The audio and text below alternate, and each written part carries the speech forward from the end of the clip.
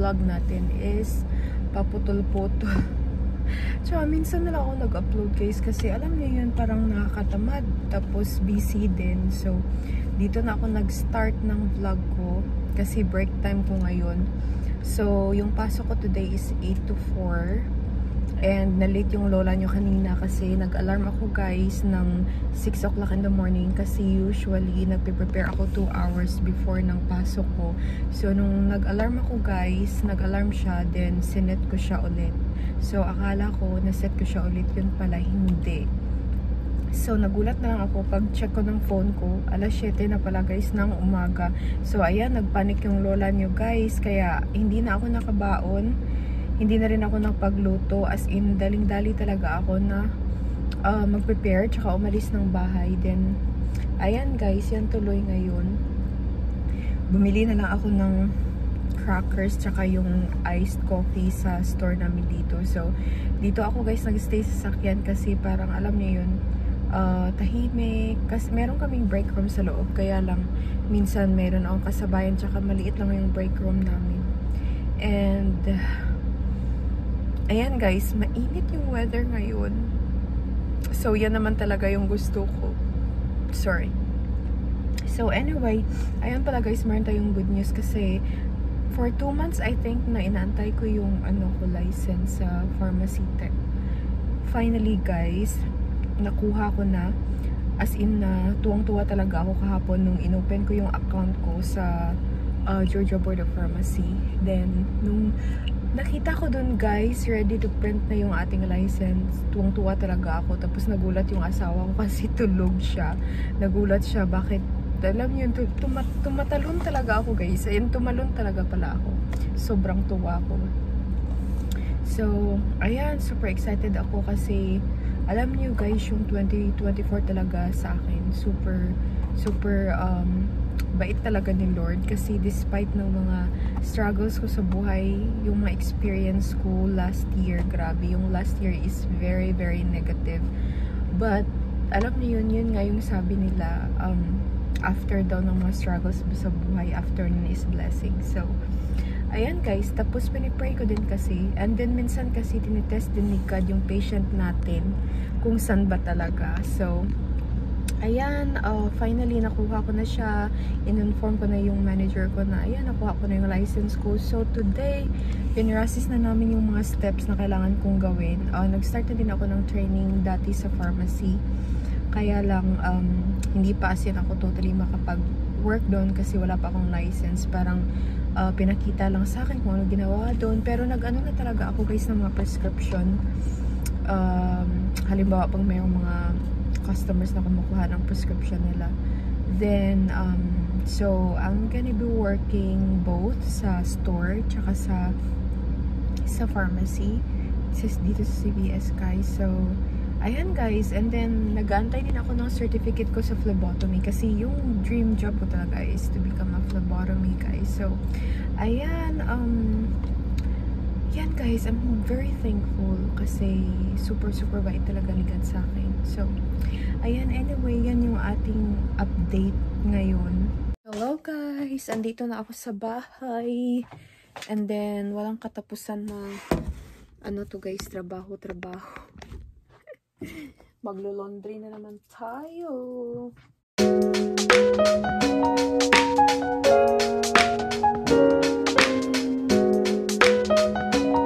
Ayan guys, maglilinis din tayo dun sa labas kasi mag-summer na guys. Ang init din dito ngayon. So, tapusin ko lang muna yung mga gawain ko dito din. Lalabas ako mamaya. Hello guys, so pupunta ako ngayon ng grocery kasi si Habibi nagki-craving siya guys ng steak. So, ako na yung bibili dun kasi meron siyang meeting around 7 o'clock. So, ayan guys. Para magluto tayo.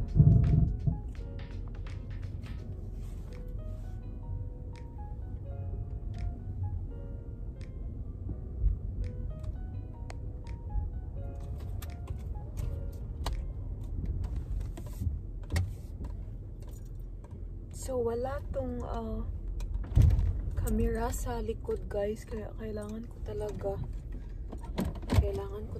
na tingnan.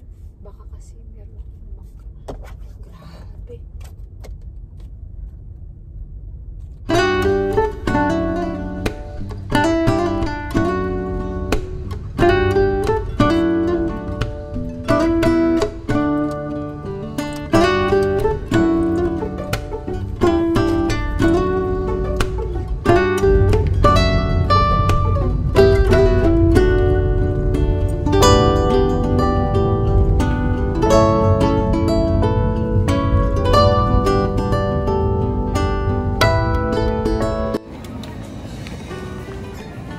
Dito na ako sa loob ng supermarket. Nahiya ako kasi ang daming tao doon. So, ito na yung pinamili ko. Yung pineapple, white corn, pepper, then meron yung bok choy. Guys, tapos na tayo mag-grocery. Sinisipon ako. Hindi na ako nag-vlog dun sa loob kasi meron silang music. Baka makapiright tayo, guys. So, ayan. Doon ko na lang nilagay yung pinabili. Ano ba tawag dito? Doon ko nilagay sa likod yung binili ko sa store. Then, uwi na ako, guys. Ako magluto tayo. Hello, guys. Dito na ako sa bahay ngayon. Nilalagay ko lang yung mga damit na nilagay ko sa washing. Lagay na natin sa dryer. Naantok talaga ako. Oh, grabe. Ang dami. Ayan, guys. Dito na tayo. Ulala. So, ito yung pinamili natin. Pineapple. Then, nag-seal sila nito, guys, yung ziplock. Kasi wala na kami malaking ziplock. So, bali, ito, yung sa fruits. Tapos yung ito sa mga, halimbawa, meron kang ilagay na karne, ganyan. Then, bumili din kami ng zucchini. Hindi na ako nag-vlog doon kanina kasi ang lakas ng music nila. Baka makapiright tayo, guys. Tapos, dalawang yellow squash. Kasi naglilihi ata yan yung asawa ko. Tapos, yung bok choy para sa ating sabaw. Magpasabaw tayo, guys.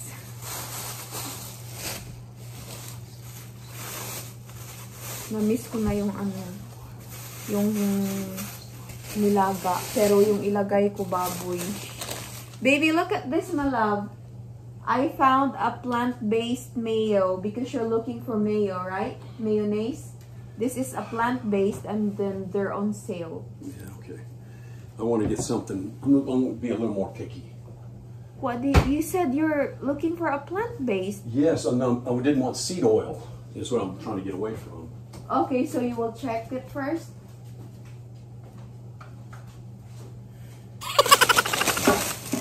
Tapos bumili din ako, guys, ng pepper. Then yung white corn. Lagay ko yung iba sa tinola, guys, or sa nilaga, guys. Yeah, see? Canola oil is the first thing. But canola oil is also okay, right? No, it's not. It's very bad. That's what I'm trying to get away from. I'm sorry. That's okay. Because I heard you last time that I really want to get a plant-based mayo. Yeah. So when I see it, oh, I think this is what you're looking for.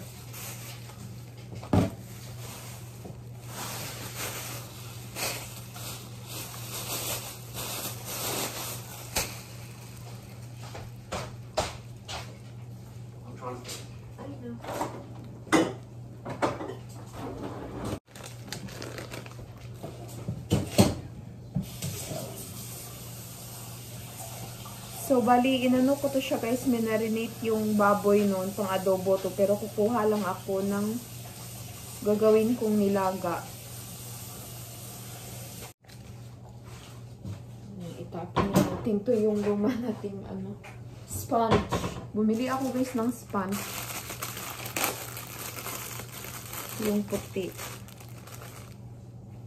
Yung linis niya, guys, pero pag ginamit ko na to, parang mukhang na yan, guys. ano ba tawag dito?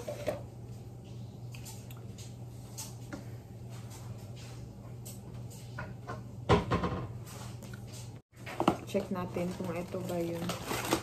Yay! Ito nga guys yung hinahanap ko. Ano to? Oh, okay.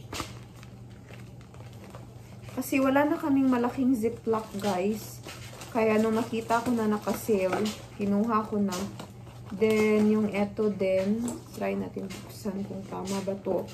Kasi maliliit lang yung ziplock namin dito. Tapos, yung iba, super mahal. Kaya, ayan, todo talaga budget ang lola nyo, guys.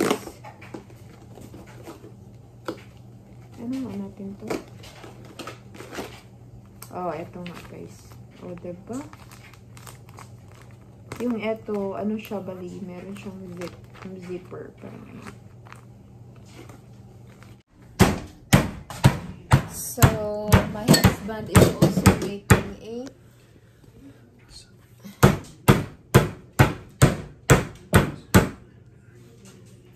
ayan guys, you will grill that too, my love, right? You will grill that too, right?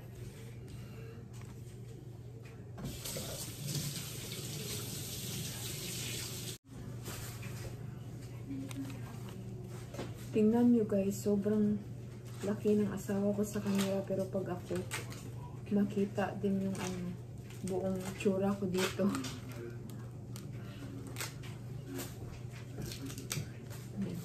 Hindi makapag-concentrate yung asawa. Kasi meron siyang meeting, guys.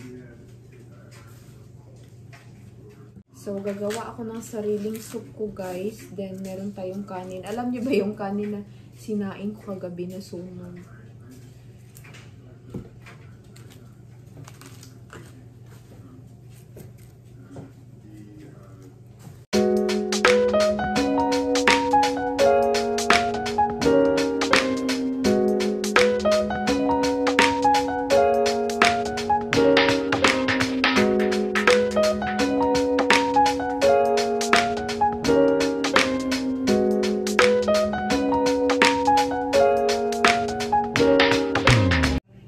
So, ayan guys, naghiwa na ako ng sibuyas. Then, dito ko pala nilagay yung bawang.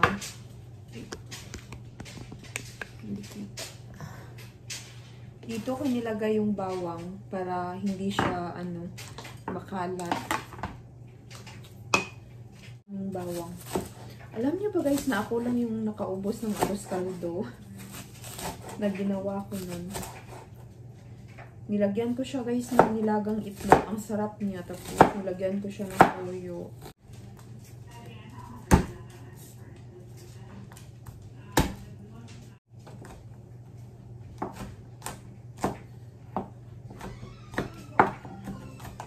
Ayan guys. Isa ko na yung ingredients. Sasabihin natin siya. Just do it. Yeah, no worries.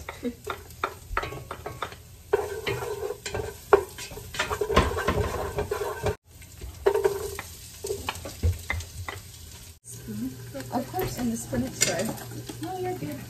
Thank you. You're welcome. Do you need a big spoon or? Oh, no, that's fine. I'll use the wooden one.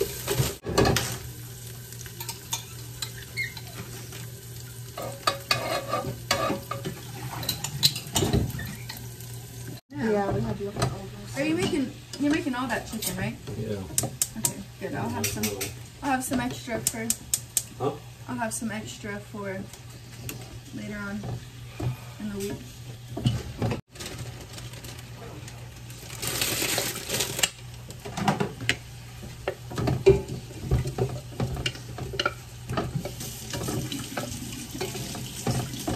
Oh, this thing. We got a lot of food. A lot of folks in. What are you doing? No. I just got Just enough for your few, sink? yeah. Okay. Let's put this I back. will- We got enough food out here. I know. So I just want to cook and then I'll just put it on the fridge and then whenever I want to just get some. Also taking a video of this. So Adelaide is making a spinach. Super yummy. Yeah.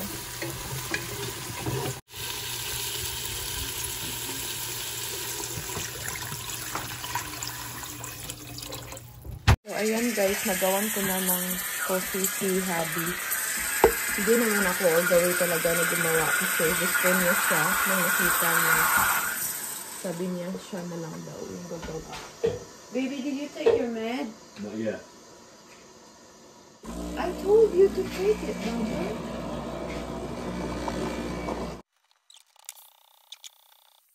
Hello guys! So ayan, nag-voice over na lang ako dito kasi yung video na ni-record ko guys is parang nag-slow motion siya. So nahirapan ako mag-edit.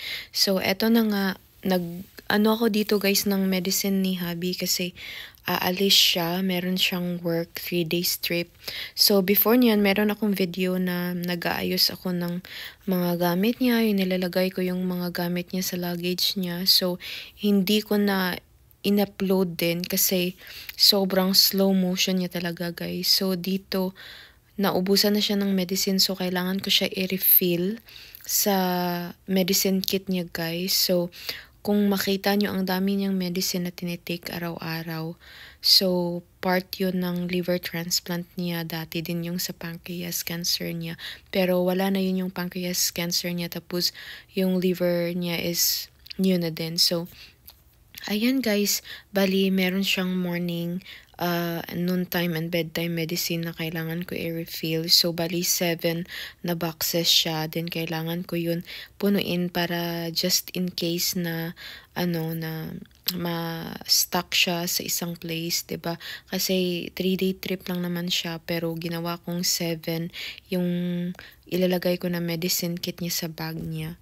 So, eto nga guys, natapos ko na din na refill yung medicine ni Habi, tsaka nilagay ko na din sa bag niya. So, eto palagi yung ginagawa ko pag meron siyang trip, especially pag 3 days trip siya, pag mga 1 day lang.